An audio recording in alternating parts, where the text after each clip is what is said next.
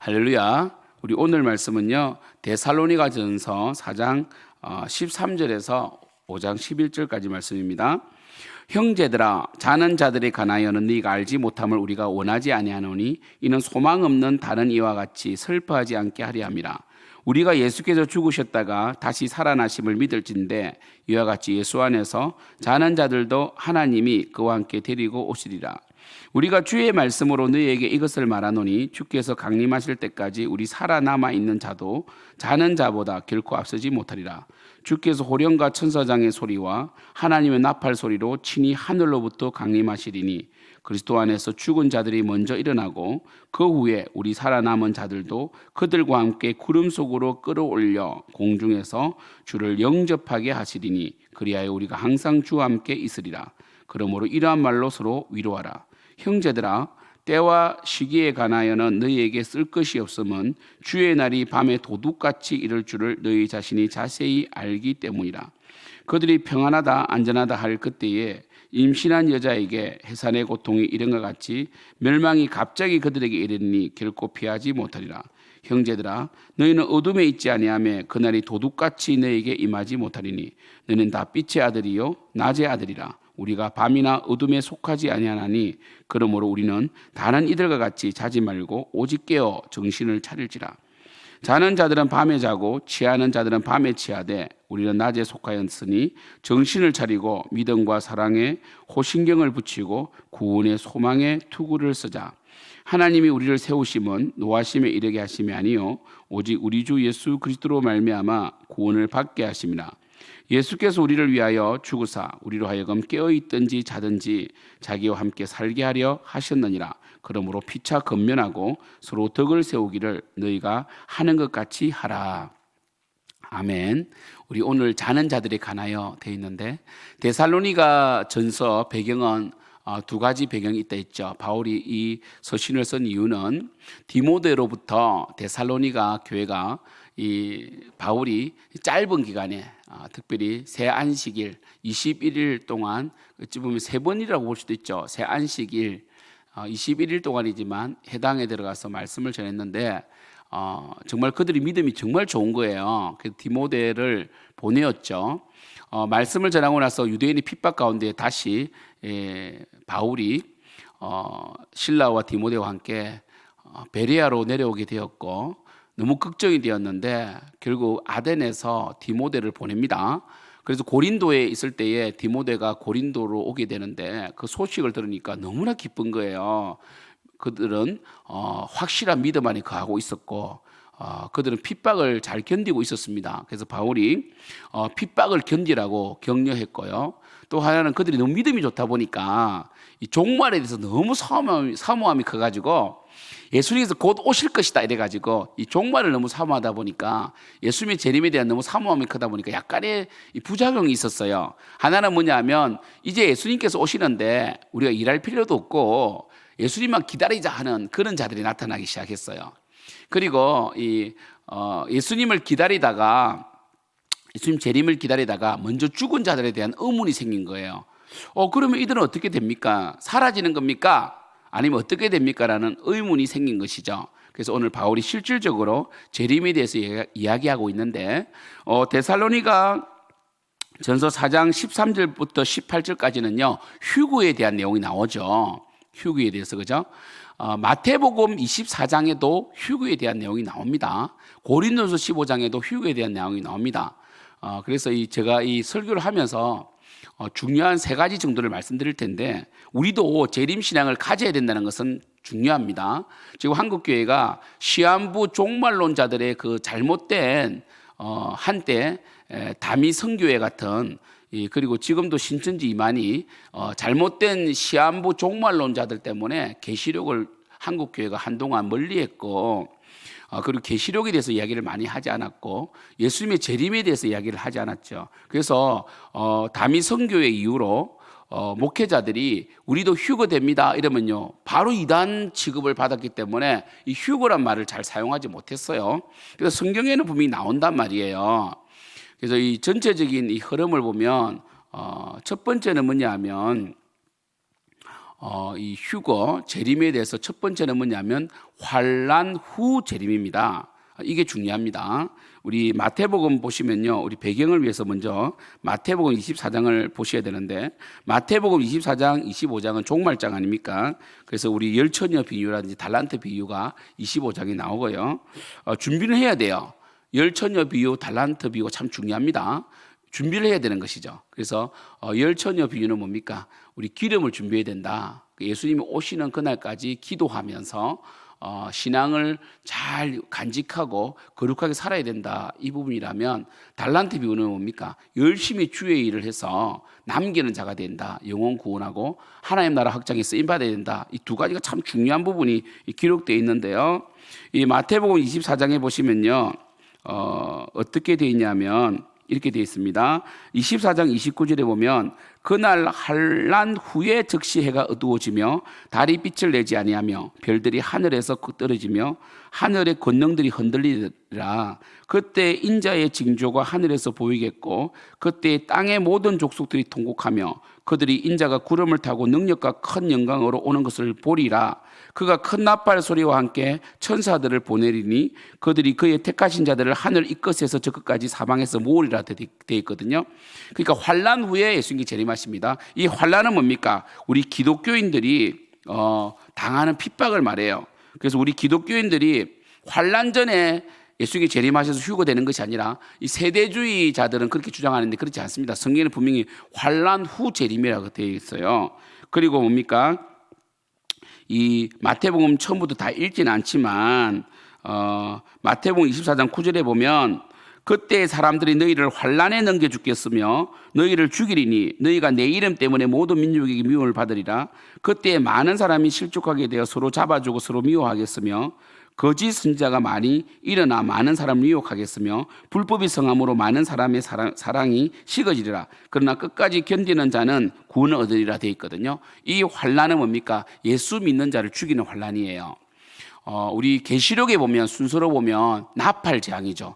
나팔 재앙은 3년 반 동안 진행되는데 이 3년 반도 사실 좀 상징의 숫자로서 짧은 기간이죠. 한때 두때 반때 그죠. 1260일 아닙니까? 이 3년 반 동안에 예수 믿는 자를 죽이려고 하고 또 짐승의 표 666이 나오죠. 그죠? 짐승의 표를 우리로 하여금 선택해 합니다.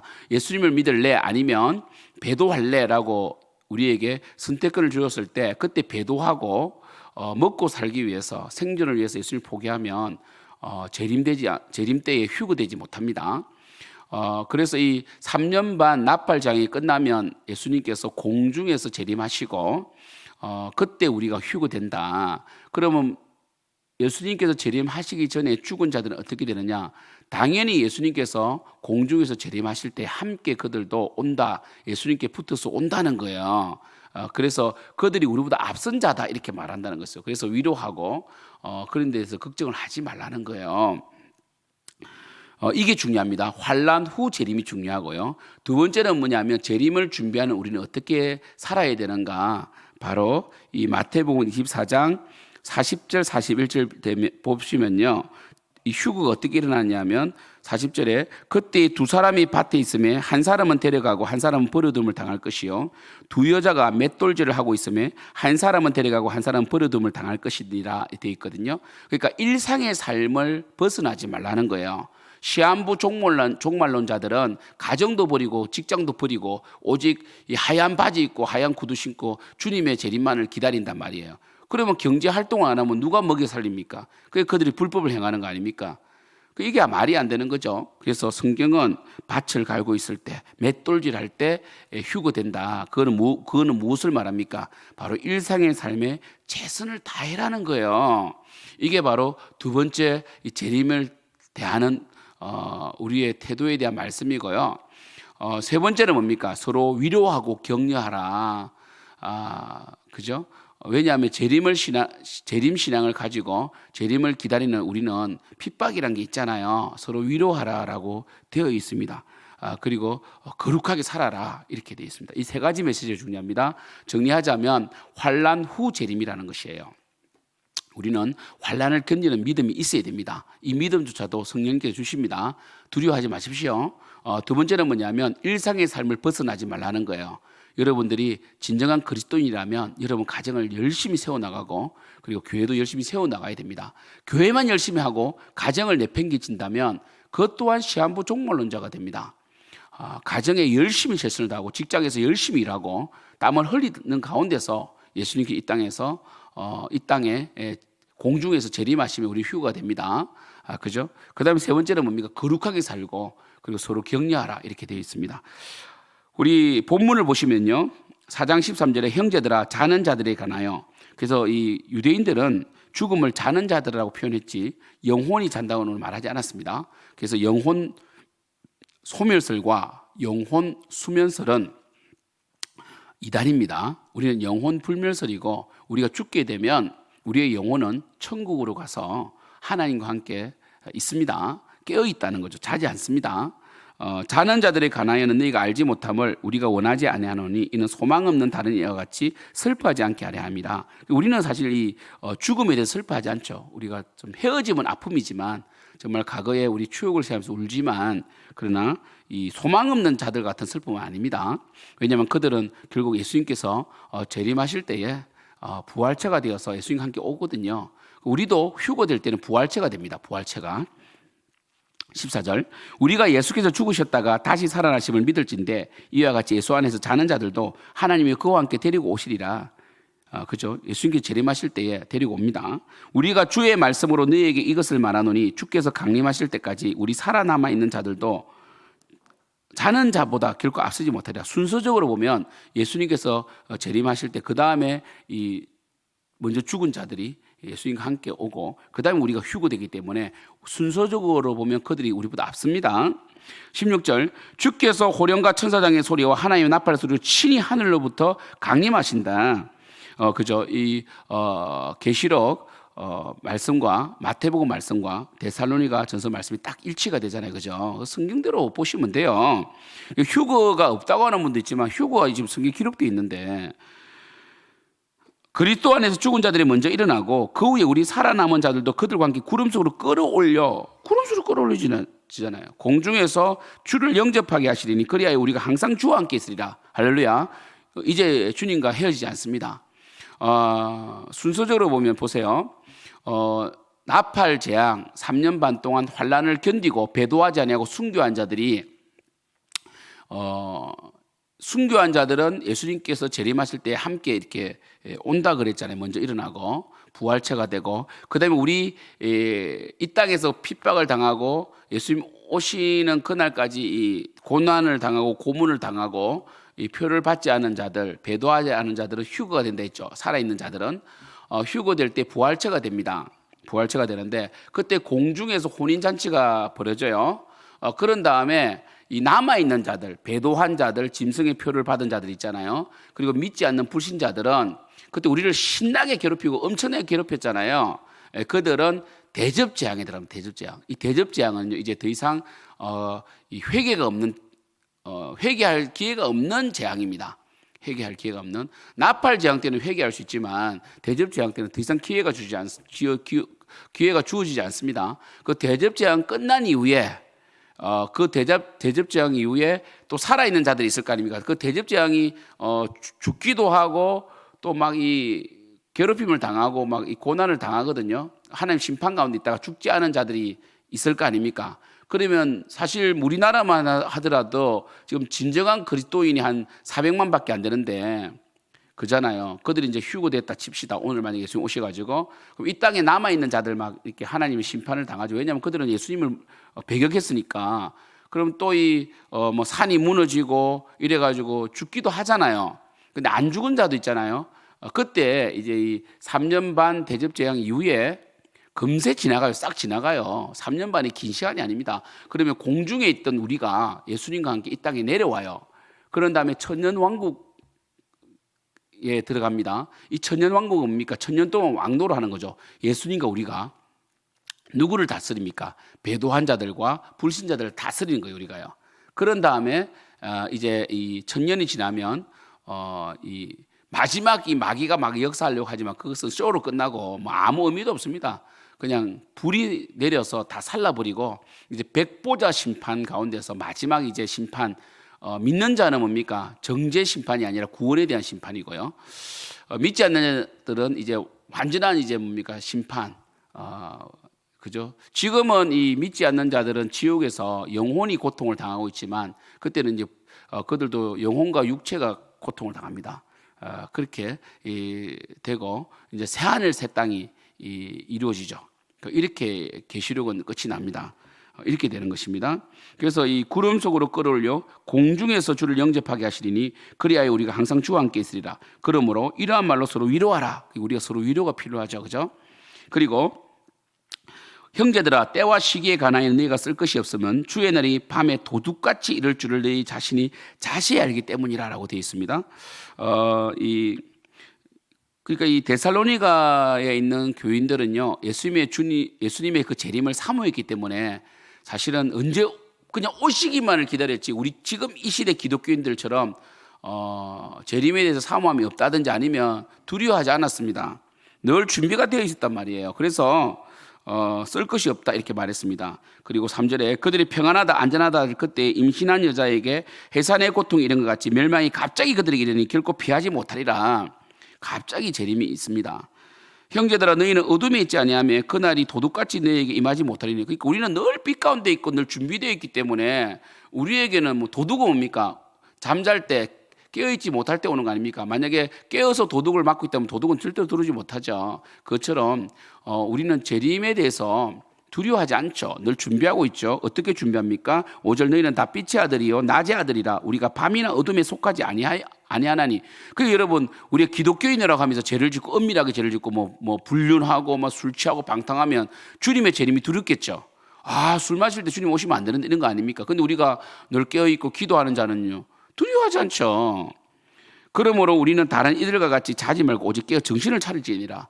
여러분, 정신을 차리시길 축복합니다. 자는 자들은 밤에 자고 취하는 자는 밤에 취하되 우리는 낮에 속하였으니 정신을 차리고 믿음과 사랑에 호신경을 붙이고 구원의 소망에 투구를 쓰자. 에베소서의 전신갑주를 추격한 것 같죠, 그죠? 그래서 우리가 믿음과 사랑에 호신경을 딱 붙이고 구원의 소망에 투구를 쓰자. 이 구원을 항상 투구로 비유합니다. 왜냐하면 이 머리가 상하면 죽잖아요, 우리가요. 그래서 이 구원론은 흔들리면 안 됩니다. 구원론이 행위구원으로 갔어도 안 되고요. 그리고 구원론을 넘어 있잖아요. 값상구원으로 갔어도 안 됩니다. 오직 예수님을 믿음으로 구원받는데 이 구원은 너무나 이 예수님의 엄청난 희생으로 이루어진 것이기 때문에 구원받은 자는 절대로 죄짓지 않습니다. 이게 구원론이죠. 그래서 이 칭의와 성화는 분리되지 않습니다. 예수님의 그 큰 은혜로 구원받은 자는 그 삶 속에 그 은혜에 대한 감격이 삶으로 나타난다 이거죠. 그것이 바로 구원의 투구입니다. 9절 하나님이 우리를 세우시면 노하심에 이르게 하심이 아니요 오직 우리 주 예수 그리스도로 말미암아 구원을 받게 하심이라. 하나님은 우리에게 구원을 받게 하기 위해서 우리를 택하셨다는 거죠. 10절 예수께서 우리를 위해 죽으사 우리로 하여금 깨어있든지 자든지 자기와 함께 살게 하려 하셨느니라. 이게 중요합니다. 우리가 구원 개념을 예수 믿고 천국 간다 이렇게 협소한 개념으로 보지 마시고 구원 개념, 구약과 신약을 관통하는 구원 개념은 구원은 뭡니까? 하나님의 통치 속에 있는 것이고 하나님과 동행하는 것이 구원입니다. 이게 중요합니다. 하나님과 동행함이 구원이라는 것이죠. 그래서 여러분들이 오늘도 하나님과 동행하고 우리가 매주 예배를 드리면서 하나님께 영광을 돌리고 이런 것들이 바로 중요한 구원입니다. 구원. 이것이 구원의 삶이라는 거죠. 우리는 그냥 입술의 고백이나 어떤 한순간의 어떤 변화를 통해서 천국 가고 이런 게 아니라 늘 일상 속에서 하나님이 우리에게 뭘 원하십니까? 구원받고 천국 가고 싶다. 이 천국의 공간적인 개념이 아니라 우리의 삶이 천국이 되고 우리의 마음이 천국이 되고 하나님과 함께 사는 것이 천국이 되어야 됩니다. 11절에 그러므로 피차 건면하고 서로 덕을 세우기를 너희가 하는 것 같이 하라 이렇게 되어 있습니다. 서로 건면하고 덕을 세우라 이렇게 되어 있다. 이렇게 정말 확실하게 이 휴거와 그리고 마지막 예수님 재림에 대해서 말씀하고 있지 않습니까? 우리는 깨어서 정신을 차리고 언제 주님이 오실지 모르지만 우리 마태복음 25장 말씀처럼 늘 기름을 준비하고 기름은 기도입니다. 거룩한 삶입니다. 그리고 또 발란트 비유처럼 우리의 삶 속에 생존을 위해 사는 것이 아니라 주님 주신 재능과 물질을 얻을 능력 그리고 물질을 가지고 영혼을 구원하고 교회를 세워나가는데 쓰임받아서 남기는, 여러분이 드리는 선교 헌금이 남기지 않습니까? 여러분은 선교 헌금을 드리고 건축 헌금을 드리지만 이 선교 헌금이 뭡니까? 인도를 가고 미얀마를 가서 남겨내지 않습니까? 그래서 우리가 이 드리는 헌금이 하나님 복음 역사에 남겨지는 역사라니까요. 이렇게 살 수 있기를 축복합니다. 기도하겠습니다. 하나님 아버지, 우리는 명확한 재림신앙을 가지고 있습니다. 우리 이 땅에서 최선을 다할 것이고 거룩하게 빛의 자녀들처럼 살아갈 것이고 가정을 세우고 직장에서 최선을 다하고 교회를 세우는 가운데서 어느 날 주님께서 재림하시면 우리는 휴거가 되고 부활체가 되고 왕노릇 하게 됩니다. 아버지 하나님, 속지 않게 해주시고 정신을 차리게 해주시고 믿음과 소망에 호신경을 붙이고 구원의 투구를 쓰고 전신갑주를 입고 거룩하게 살아갈 수 있도록, 그리고 기쁨으로 하나님의 동행과 통치 속에서 축복된 삶을 살아갈 수 있도록 역사해 주시옵소서. 예수님을 믿고 살아가는 삶이 행복함을 깨닫고 늘 믿음 안에 살아가게 도와주시옵소서. 예수님의 이름으로 기도드립니다. 아멘.